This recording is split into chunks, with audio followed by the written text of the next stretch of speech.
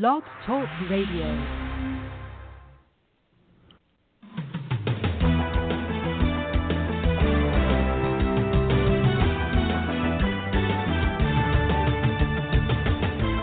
Fulfill Radio, a voice you can trust. Broadcasting live presents Two Guys and a Bible with Don Preston and William Bell. Join us each week at 7 p.m. Eastern, 6 p.m. Central as we bring you exciting, sound, challenging, and comforting messages regarding the end times. Thank you for tuning in today. Don Preston is the founder of Preterist Research Institute, or PRI. Don is a prolific author, having written and published 19 books, a host of audio and DVD studies, and is a debater and defender of the full preterist view. His websites are BibleProphecy.com, Eschatology.org, and DonKPreston.com. William Bell is the founder of AllThingsFulfilled.com Ministries and has a website bearing the same name, and has authored 3 books, audios, and DVDs. He has published hundreds of articles and recordings. And now, ladies and gentlemen, welcome to Two Guys and a Bible broadcast with Don Preston and William Bell.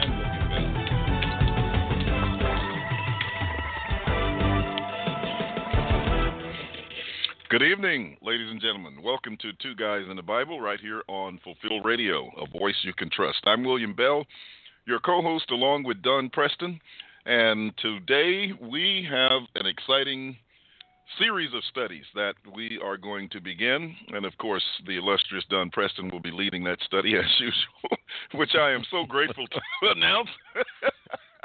But it is at any rate, we are delighted to be with you today, but we're going to be talking about how to study the Bible. And if you've ever had questions about how to study, or you've looked at Don Preston in amazement and wonder where he gets such wisdom and expertise and knowledge, well, he's going to be sharing that with you today and in the coming weeks. How are you doing? I'm not thinking I can live up to this whole thing is what I'm thinking. I think that introduction indicates that William is going to sit back and listen. Absolutely, I need to learn. We're going to get a chat room open here today as well, ladies and gentlemen, so that you can ask your questions. I have been so remiss in opening the chat room in the last several weeks that I should be punished for it, but just hold back and don't do it today. At any rate, we have it open, and so feel free to join us and ask your questions. And, of course, if you want to call in, we have a number that you can dial in, which is 347-838-8252. Again, that's 347-838-8252. Make sure that when you call, you have your question ready to go. And so take the time and, to kind of figure out what you're going to say. Make it a short, quick question and not an essay. If you can avoid that, but just we're not telling you to make it so quick that you don't get the thought out, but just make it succinct, and then call us, and we'll try to answer that question, especially on a topic like we're going to share with you today, because I know this is very, very important, and a lot of people want to know how to study the Bible. But before we get to that, let's find out how Don's been doing. I know he had to take off on yesterday. Of course, I had to take off today for those who listen to me on my channel. But how are you doing, Don? I know you had a doctor's appointment, and we just want to make sure that everything is A-OK. Everything appears to be A-OK. Hold on, before you say it, you had a birthday recently, too, so really let us know how you Now, doing. wait a minute. Wait a minute. No. You just didn't have to get so personal there, William. Or is that the reason you went to the doctor, because you had a birthday? Well, the older we get, the more necessary it is to kind of check up on our health. And we had gotten kind of got to the point that I'd been telling Jan, not that there's anything necessarily going on, not that I feel bad. Matter of fact, I feel very good. But sometimes feeling good can be a prelude to bad things. But I had been mentioning to Jan that it might be a good idea, have me a doctor's appointment to have my carotid artery checked, to have my heart checked, to have my cholesterol checked, my triglycerides, just have myself checked for stroke risk, for heart attack risk, for any issues that might be going on that we're not aware of. Overall, and every test that I've had run over the last couple of years have indicated that I'm in really excellent health. But again, you never know. And so a health clinic, a scanning clinic, came to town yesterday, and Jan got me an appointment. And so the good thing is, when you arrive, they said, we won't tell you any of the results unless there's something that we discover that might possibly be critical, that needs immediate emergency care. And there was one gentleman there, I must say, that they kept him and kept him and kept him. He was there a long time, and yet, I went through the scanning and putting my shoes back on, putting my shirt back on, and I was talking to him a little bit, and I said, well, I guess the good thing is they didn't rush either one of us to the emergency room. And he kind of cocked his head, and he said, well, I guess that is something. And I really don't know what the issue might have been with him. I hope it wasn't anything too bad, but at least they didn't take him to the hospital. But anyway, so far as I know, there was no issue. My cholesterol was down. My triglycerides were down. And my blood pressure was really, really excellent. And so far as I know, we'll get the results in about 3 weeks. But so far as I know, everything turned out well. And we will wait for those results to see if there is something that I need to pay attention to, something that I need to do. The the nurse told me I needed to cut down on my fried foods and fatty foods, and I said, not much chance of that happening. I'm going to eat my barbecue. I'm going to eat most of the foods that I really want. I've cut back radically on my salt intake over the last couple of years. I've cut back radically on my sugar intake. And so, look, a guy really, really needs to enjoy eating. And so I'm only going to go on this health kick so far. And so I'm not going to give up my barbecue. I'm not going to give up my meat. So anyway, and I hope your test, such as they were, if you had tests, hope your test came out well as well. Well, I have actually a doctor called me today because I got to go, and I put him off till next Thursday. I'm not going this Thursday, but I'll go next Thursday for a post physical checkup. And then I'm getting new eyeglasses. And that's the biggest thing that's affecting me at this point is so much computer screen reading that it's beginning to affect my eyes a little bit. So I got a new pair of glasses coming. I'm sitting here, with eyes watering and tearing up, just looking at the computer screen. So, and that happens a lot, trying to squint and see. But other than that, I'm doing fine. I understand the eye issue. I understand the hearing issue. My hearing continues to get worse, to deteriorate, and eventually I'm probably going to have a hearing aid. It's just the fact of life. When I was a whole lot younger, and I would be out in the garage working on one of my Mustangs, I would use my power tools. My wife just informed me that I need 3 hearing aids.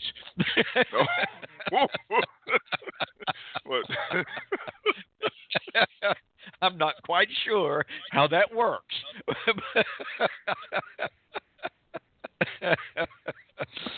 But anyway, when I was a whole lot younger and working on the old cars, I would just use my power tools. I didn't worry about earmuffs, earplugs, or anything. And now I'm paying for it. But such is the case.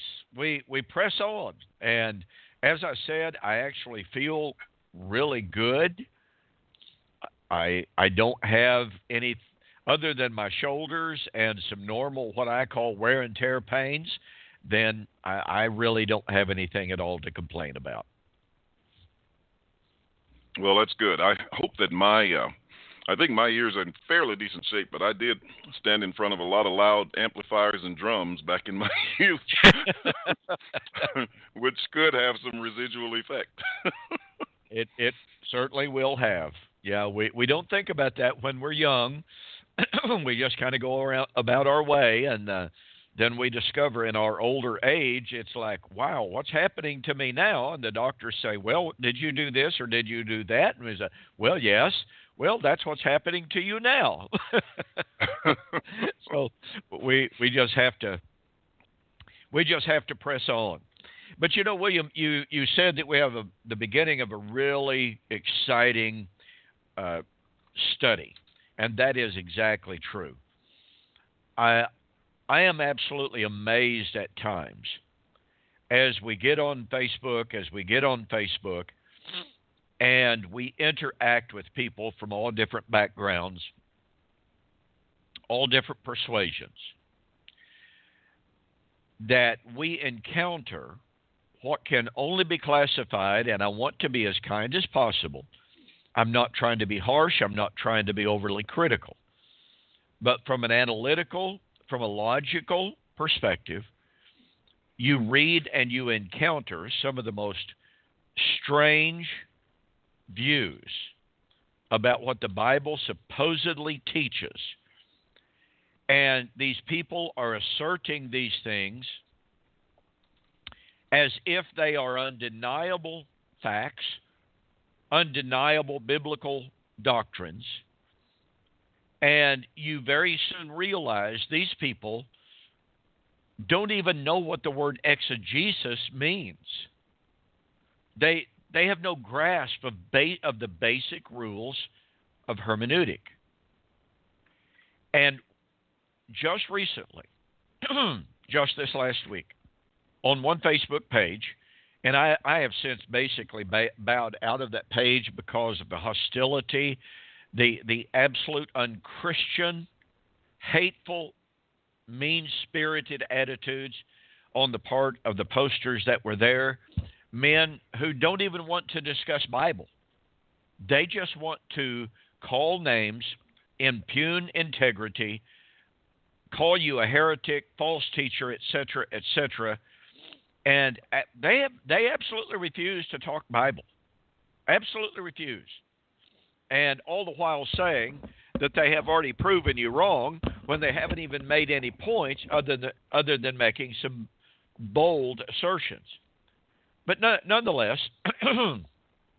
this one individual posted on there about preterism and the preterist on this one particular Facebook page. And he said, this cultic bunch needs to be kicked off of this page. And I very often hear people use the term cult when it is so glaringly obvious that they simply do not know what a cult is. And he made some other ungrounded, unfounded claims about what we believe or what we don't believe. And so I posted in response, and I said it would be really, really good if before posting comments like this, you actually engaged in some study, some biblical study, and if you did some research as to the true definition really is. He posted back a rather acerbic, hateful post, and he said, I know exactly what a cult is, but I guess I don't understand what you mean by Bible study. I study the Bible every single week because I listen to the Bible on CD, so I guess I don't understand what you mean by study. And I thought, so your idea of Bible study is listening to a CD of the Bible being read. First of all, I delineated what a cult is. And the preterist movement absolutely does not fit, does not match, is not defined by any of the qualifying criteria that scholars who have studied cults define a cult by. Not one of them.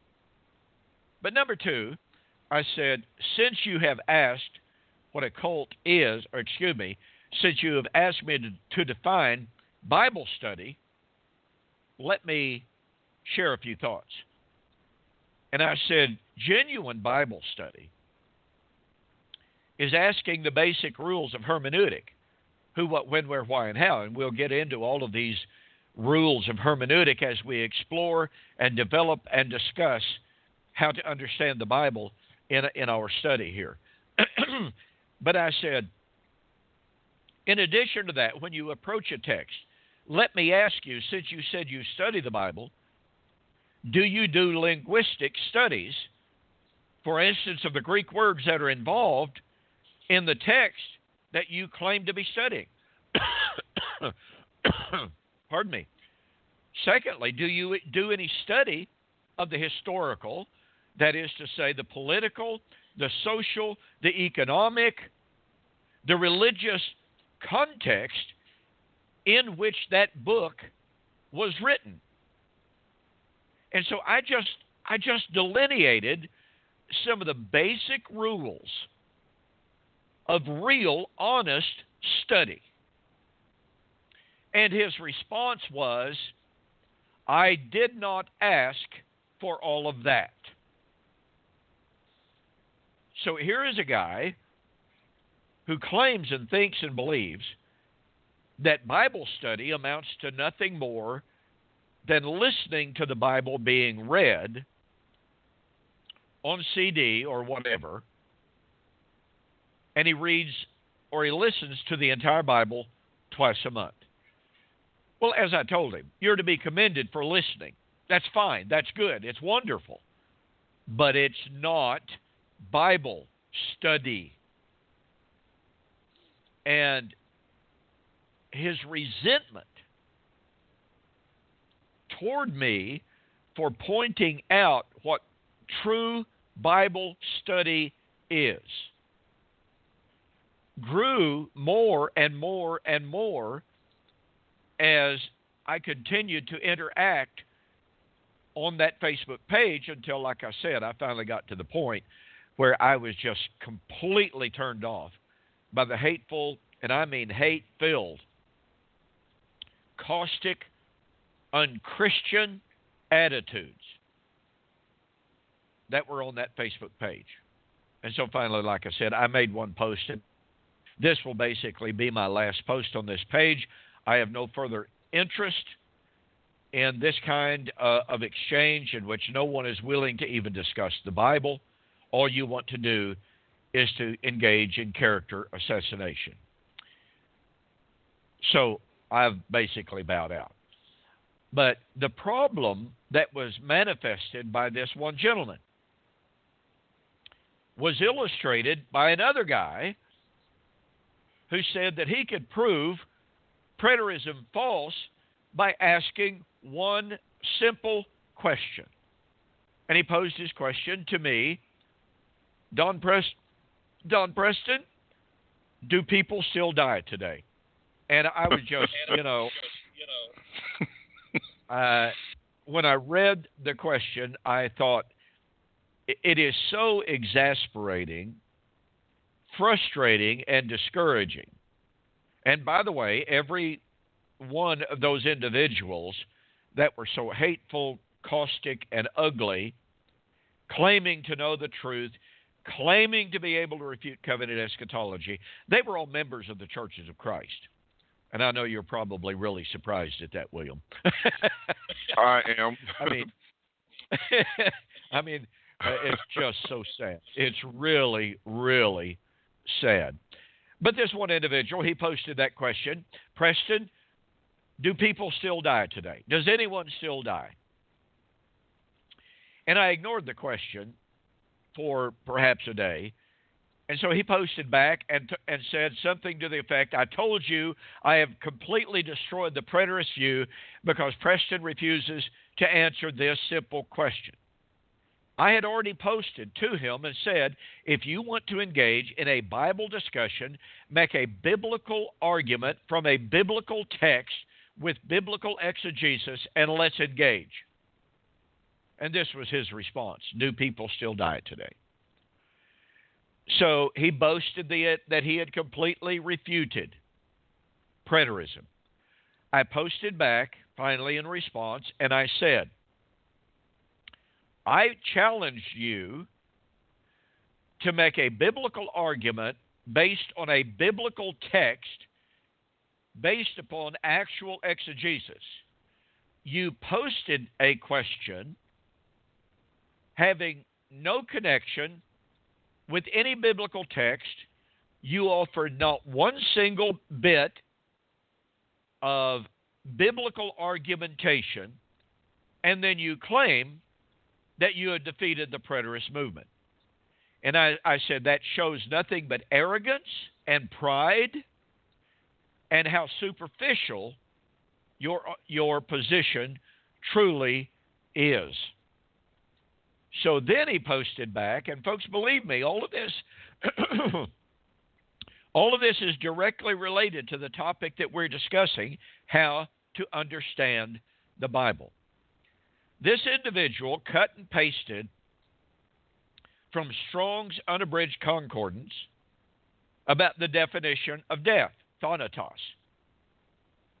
He cut and pasted the comments about physical death. He cut and pasted the definition of corruption, pathora, in the Greek word, pathora, and incorruption, aphathora. And once again, he cut and pasted from Strong's Unabridged Concordance and its Greek lexicon in the back, which is extremely, extremely abridged. Their Greek, pardon me, their Greek lexicon is not unabridged. It is the most superficial of all Greek lexicons.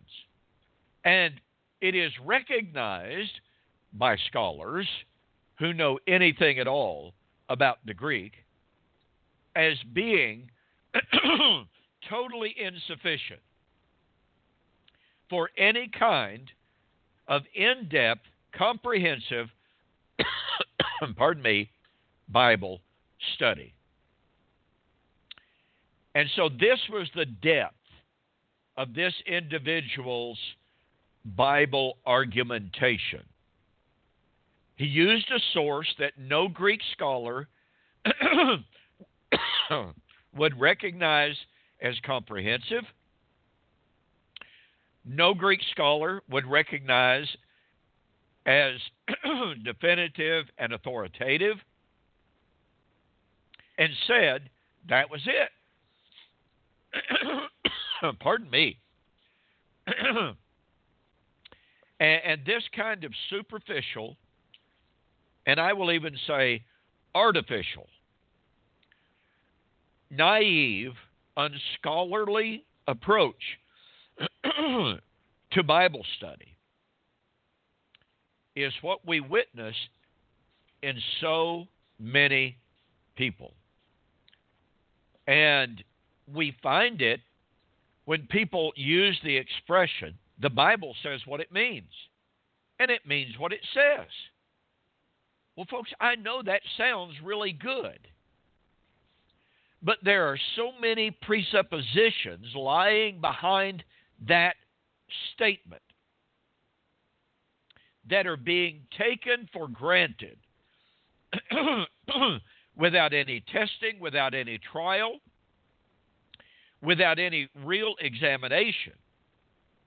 And so, again, that little cliche is simply thrown out there, and it is assumed, hey, the Bible says what it says what it means, and it means what it says. I know what it said right there. Therefore, I know what it means. Well, that sounds Let me good. Go ahead. Interject something here based on the definition that you gave earlier of Bible study. When we converse today, depending on our geographical locale, our upbringing, all those factors, all of those things are at work when we converse. And we take them for granted because we're in our own environment. We're in our own fishbowl in terms of discussion. I listened to a clip from Judge Judy the other day where a guy was, giving his defense, and he said something about a crib. And Judge Judy went, huh? Yeah, he was saying, when I get back to my crib. And she kept saying, huh? Well, I knew exactly what he meant when he said crib, because that's like street language for your house. Yes. But she didn't understand. Her only point of reference for a crib was a baby crib. And so what I'm saying is, depending on your environment and where all of those dynamics are working at the same time. So if you read the text as you're saying, and someone says, well, it means what it says, have you taken the time to get into the background, the history, the culture, all of these things of the speakers involved in the text so that you understand from their frame of reference as opposed to your own frame of reference, which may be limited based on your own personal experience? So that's all I wanted to say at this point. Well, I think that's a fantastic illustration. And let's face it, every culture, we live in the United States of America, and yet we have so many different subcultures that are at work in America. And I'm a firm believer that each culture and each subculture ought to take a great deal of pride in the things that are good and the things that are distinctive about their own culture, their background, their heritage, their history. I was recently talking to a young woman that is Native American, and I was asking her, I said, well, have you taken the time? Do you know your own language? She was of Cherokee background. She said, oh, no. She said, I don't care anything about that. And I said, young woman, you need to learn your heritage. Because, number one, it's fading away. Number two, it was a great heritage. Do not be ashamed of your heritage. Now, every culture and every subculture has some things that we could do well to get rid of. No question about it. But what you were referring to there is part of the African American community. Everybody knows what crib is. Well, guess what? If you go into a Mexican community, they're going to have slang. They're going to have euphemisms, colloquialisms that blacks would not recognize, that Caucasians would not recognize. And the same is true of Asians and others.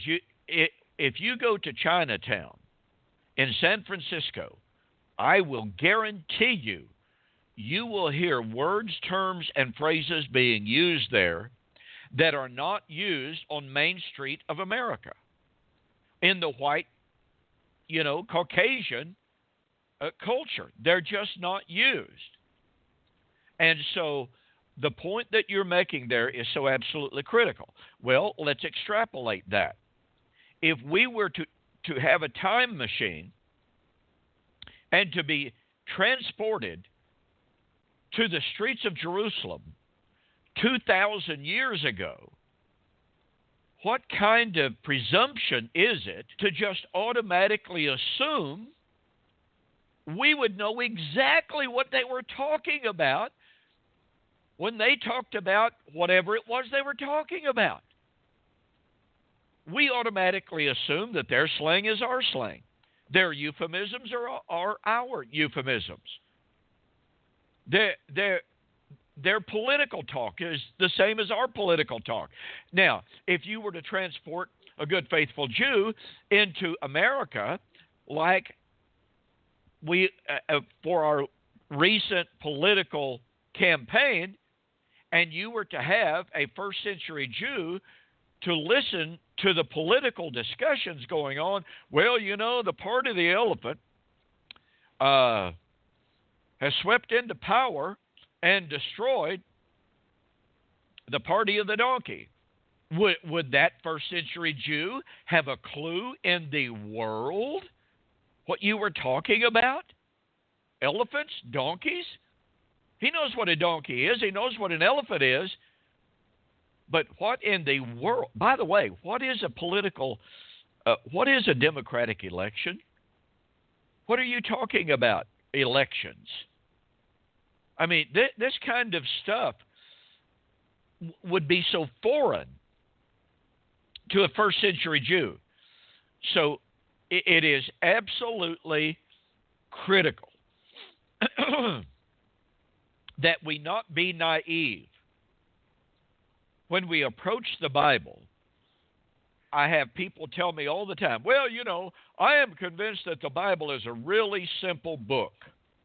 It's easy to be understood. Now, I've had people tell me that, and they've told me that as literally an excuse not to study eschatology. Because they have told me, well, Don, you know, I just didn't know there was so much involved in studying the coming of the Lord, the judgment and resurrection.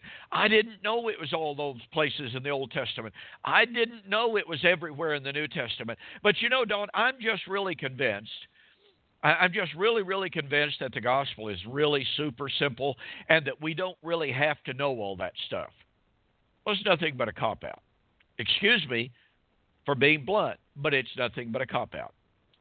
That's saying, well, that's too deep for me. I'll just focus on God so loved the world that he gave his only begotten Son, that whosoever believe in him should not perish but have everlasting life. That's all I need to know. Don't get me started on, what was that word again? Let me see. Parousia,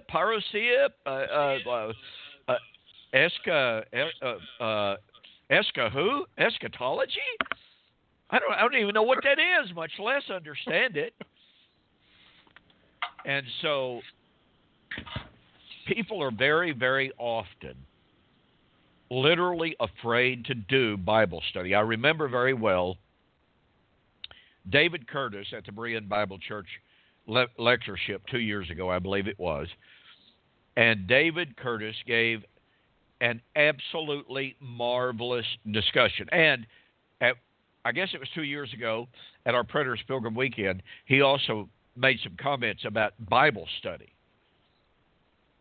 And his comments were so wonderful, so illustrative of the problem, pointing out way too many people are just flat lazy when it comes to studying the Bible. And that's true. That is absolutely true. And so what we're doing as we embark on this study, ladies and gentlemen, on how to study the Bible, we are appealing to those of you, and it's been my experience, by the way, that most preterists are just pretty serious Bible students. They're not people who literally just want to listen to the Bible being read to them. They want to know how to understand the text that is being read. And that's something that I truly appreciate about an awful lot of the preterists that are out there. Now, make no mistake, there's some preterists out there that absolutely refuse to go on in their studies and to engage in serious hermeneutical exercises if their holy cows, are being challenged. Well, that's not what Bible study is all about. Bible study is seeking to determine the truth of any text, no matter what that truth might be. That's what Bible study is. And so, with those preliminary thoughts in mind, folks, first of all, we want to thank you so very, very much for joining us here on Two Guys in the Bible on Fulfilled Radio, a voice you can trust. because William and I are all about Bible study. If you were to be a fly on the wall and to listen in to some of the conversations that William and I have, I can assure you they are not superficial discussions. Now, William and I have been at this an awful long time. You know, William's getting to be an old man, by the way. I couldn't resist that. But the bottom line is, he and I have been at this an awful long time for many, many years. And we go in depth. We're certainly not infallible, but we are willing to look at any issue, and we challenge each other with concepts, with ideas, and we challenge each other to look deeper, to look harder, to rethink, and to say, well, I know we've been saying this, but look at this. Could this possibly be true? And so that's something you need to know about the two of us. And we invite you to come along with us in this journey of how to study the Bible. Now, let me say this before we get started really here, and that is, on YouTube, a couple of years ago, I produced an entire video series on principles for understanding Bible prophecy. And I have to tell you, I have been contacted by a significant number of people, many of whom are now preterists, but who were, when they began studying that series, they were in fact dispensationalists, or they were even amillennialists, or they were postmillennialists. But through watching that series of videos, they came to realize not only were the hermeneutical principles valid and sound and solid and true, but it showed them the consistency of the biblical story. And in many, many, many instances, those who were postmillennialists came to realize the absolute total consistency of covenant eschatology and the inconsistency of their postmillennial views. So I would recommend that you go to YouTube and you do a search, Principles for Understanding Bible Prophecy by Don K. Preston, and look at the videos. See if the principles are not valid. And with that in mind, as we begin our study, we need to understand what the basic rules of hermeneutic really are. And I would urge you, if you're listening to this, whether you will listen to it on the archives or whether you're listening live, I would urge you to pick up your daily newspaper and read the first 2 paragraphs, perhaps 3, but generally speaking, the first 2 paragraphs. What you will discover, if the newspapers are practicing the standards of journalism that have been in place like forever, what you will discover is that within those first 2 paragraphs, you will have certain questions answered for you. You will have the questions who, what, when, where, why, and how, in so much as they are able to answer those questions for you.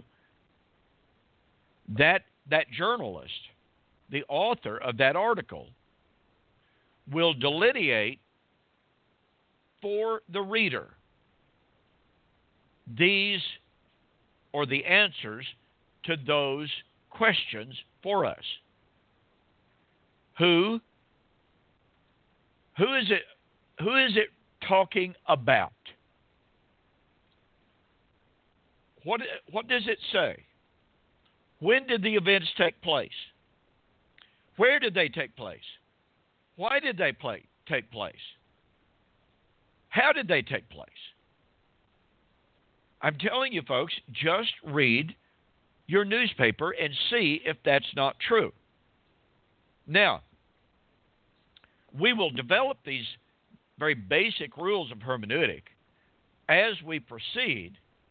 Impossible to overemphasize how important it is to ask those questions of the biblical text.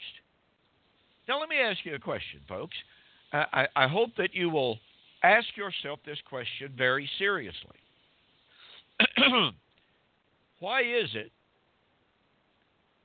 that when we pick up a local newspaper, we expect and demand that the author answer those questions for us? Who, what, when, where, why, and how.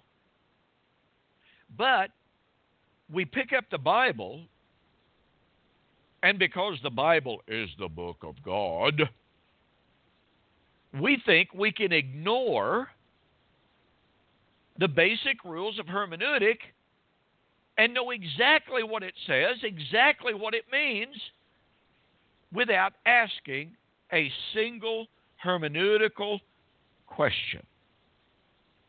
I mean, everyone knows that the Bible's talking directly to me, right? Everyone knows the Bible was written to and about 21st century America or 21st century Israel or whatever, 21st century Russia or Asia or whoever. Hey, William, have you ever wondered why South America invariably gets left out of all discussions of prophecy? It is something to think about, isn't it? I mean, I've never heard a single Bible expert, Bible prophecy expert, I use that term accommodatively, I've never heard even one even talk about or mention South America. So what gives here? No, they say America, North America, is mentioned. After all, we're the eagle.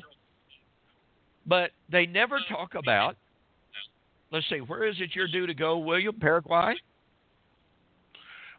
that Managua, right? Nicaragua. Managua, excuse me. Okay. So they never mention that. And they never, ever, by the way, they never mention Australia. I mean, these countries are getting completely left out of all biblical discussion of prophecy. And it just shows you how prejudiced, how biased, how limited people are as they approach the Scripture. They do so with a very limited focus in their discussions, with certain presuppositions at work that they refuse to give up.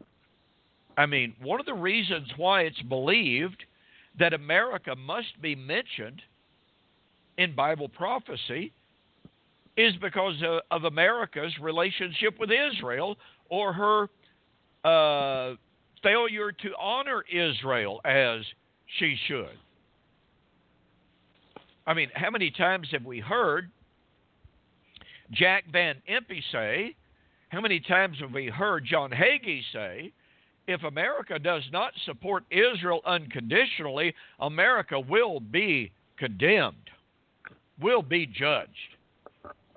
I mean, all of this stems from the wrong way to study Bible prophecy, or the Bible as a whole, whether or not it's even prophecy.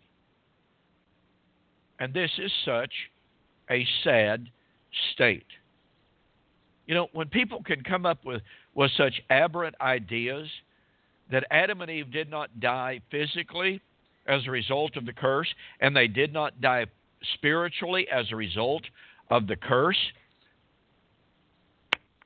and you ask yourself, okay, so they didn't die physically, they didn't die spiritually, so what kind of death did they die? And the person who suggests that will not even tell you. They just simply say, well, you're just ignorant of what the Bible actually teaches. Well, I guess I am, since I don't know of a different kind of death other than physical or spiritual. Spiritual death being defined as covenantal death, fellowship death. All of those are synonymous terms. So this kind of aberrant theology, and that's using the word theology in the loosest possible manner, because it's not truly theology. So I would like to illustrate the importance of the who, what, when, where, why, and how by giving a few principles, a few facts that are all contained in that YouTube series that I mentioned a moment ago, Some Principles for Understanding Bible Prophecy. But I want to share a few things, and I want William's full participation in this. But I want everyone to take note of certain facts that are critically important for understanding the Bible. These are facts that, unfortunately, it just seems like so many Bible students are totally unaware of, but it gets back to what we were talking about a few moments ago when William gave the illustration of the crib, and we talked about all of these different cultures with all of their idiosyncratic, distinctive practices, distinctive terminologies, distinctive ideas, and concepts. Point number one, folks, on principles for understanding the Bible, is to understand that the Bible was written by Jews, for Jews, about Jewish things. Or to use another term, the Bible was written by Hebrews about Hebraic promises and Hebraic hope. Now, someone recently asked me on Facebook, private message, William, what do you consider one of the most important things for understanding Bible doctrine? By the way, I was asked the identical question on a radio interview just recently. What do you consider one of the most important fundamental facts for understanding the Bible? And in the Facebook conversation, what I said really shocked the individual. My comment was, point number one is we must understand the Bible was written by Hebrews to Hebrews about promises made to Hebrews. Now, that doesn't mean that it was exclusively limited to Hebrews, because the Bible makes it abundantly clear that God was using the Hebrew nation to bless the world. That's why God said to Abraham, "In you and your seed, singular, all nations will be blessed." So, even with that said, we do have to understand that the Bible was written by Hebrews, for Hebrews, about Hebraic promises. Now, to go back to what William shared with us. Folks, do we think for one single moment that the Jews of the 5th, 6th, 7th, 8th century BC thought exactly like 21st century Americans? Do we honestly believe that their slang, that their terminology about religion, about life, about marriage, about culture, about everything in this world, do we really honestly think that their entire vocabulary and the entire way they thought was exactly and precisely the same way that you and I think today? If we are so naive as to believe that the ancient Hebrews, and by the way, this goes for first century Hebrews as well. If we believe that their culture, their thought patterns, their way of expressing themselves, going back to the slang, the colloquialisms, the euphemisms, etc. If we think that every way they express themselves is exactly the way that we express ourselves, we are fooling ourselves. Let me give a prime example of this. Jesus, on one occasion, challenged his audience, and he said, "What did you go out into the desert to see? Did you go out to see a reed shaken by the wind? What did you go out there to see?" Now, what in the world is the reed? Well, okay, we think we know. But he is saying that in the context of the discussion of John the Baptizer. And John the Baptizer had dared to accost Herod about his illegitimate wife, who was his brother's wife that he had had an affair with. And as a result of that, he was imprisoned by Herod. Herod was frightened by John, as Matthew 14 shares with us, because he understood that John was considered to be a prophet by the people. And so Herod was actually frightened to do anything with John. You know, when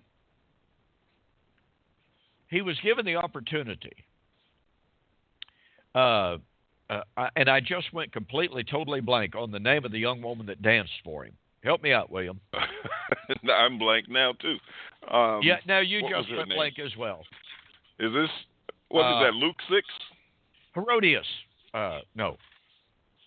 Well, I'm sorry, folks. Senior moment. Okay. Anyway, everyone remembers the story of how she danced for him. It's believed that she danced what's known as the Dance of Seven Veils, which was an extremely, extremely erotic type of dance. He said, in response to that, inflamed by his passion, "Ask me anything that you will, I'll give anything to you up to half of my kingdom." Now, what kind of a foolish offer is that? She requested John the Baptizer's head. And Herod was afraid. He was frightened. Now, you say, well, Don, what in the world does that have to do with anything about what Jesus said when he said, "What did you go out into the wilderness to see? Did you go out to see a reed shaken by the wind?" And it is well, Herodias. It is Herodias, okay? I was right. Yeah, Mark 6. Yeah, Mark 6.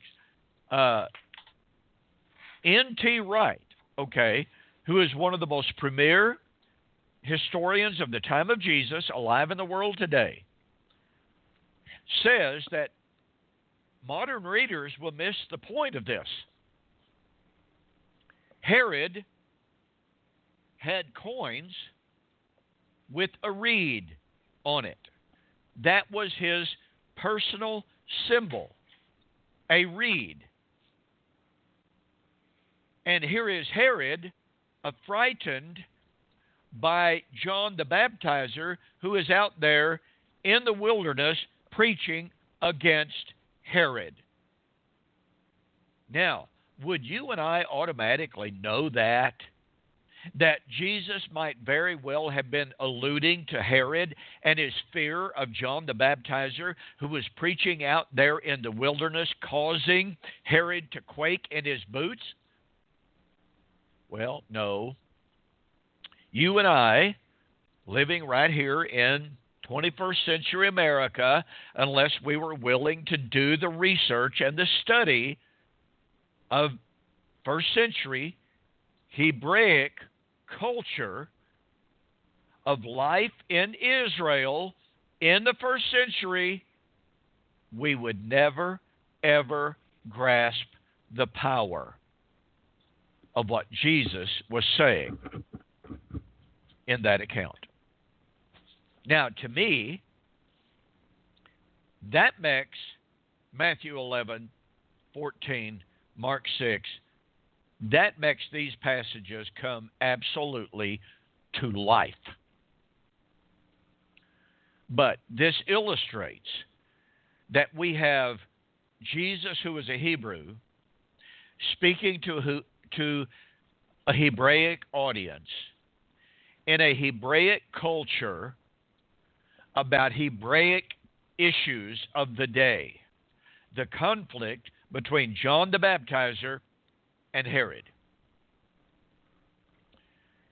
And once again, if we do not do the study, the requisite study, to understand that world, that culture, we are going to miss out on some of the gems of biblical meaning, some of the marvelous insights into some of Paul's terminology, for instance, into some of Jesus' terminology, for instance. And I'll try to share some of these as we go along. And not only will we miss the richness and the beauty of some of those meanings, we will miss out on the doctrinal significance of some of that teaching. Richard Hayes, who is a marvelous teacher, and several other scholars have noted that the early church, from an extremely early time, lost its connection to the Jewish synagogue and lost its connection with the Hebraic culture and what the German scholars called the Zetz in Leben. Now, Zetz in Leben means the real life situation of the first century church. And so what these scholars tell us, and by the way, there's a book entitled Our Father Abraham that I would recommend, and there are other books as well that point out how quickly the early church moved away from and lost its connection with Hebraic thought, Hebraic culture, Hebraic expressions, and as a result of that, a totally different, a totally new type of theology was created that is completely foreign to the Hebraic meaning of Scripture. And this has to do with prophecy, folks. I will share with you on next week's program a quote from one very noted scholar who observed that with the Grecianization, with the Hellenization of the early church, and the loss of the proper understanding of Hebraic apocalyptic language, and what that means is Old Testament prophetic language. He said, as a result of this, the early church, being Hellenized, being Grecianized, became and began to expect the end of the time-space continuum and a literalization of that Old Testament prophetic language, which was never intended to be taken literally. I'll read the quote next week, but this is a paraphrase of it. But do you catch the power of what he said? What this scholar, who is not a preterist by any stretch of the imagination, what this scholar is saying is that unless we understand, unless we appreciate that the Bible was written by Hebrews, to Hebrews, about Hebraic things, we are going to continue the loss of the understanding of the Hebrew Scriptures. Folks, the Bible was not written to us. It was written for us, to be sure. But it was not written to 21st century America and our historical, cultural, political, and religious context. So our point number one in understanding the Bible is understanding the Bible was written by Hebrews to Hebrews about Hebraic things. And with that, we're out of time. Want to thank you so very, very much for joining us here on Two Guys in a Bible on Fulfilled Radio, a voice you can trust. Folks, tell your friends, tell your neighbors, gather around the computer, gather around the radio. Be with us again next week. In the meantime, good night and God bless. Thank you for joining the Two Guys in a Bible radio broadcast. On behalf of Dunn Preston and myself, we'd like to say have a very pleasant day and may God bless. Until next time, we'll see you on Fulfill Radio, a voice you can trust.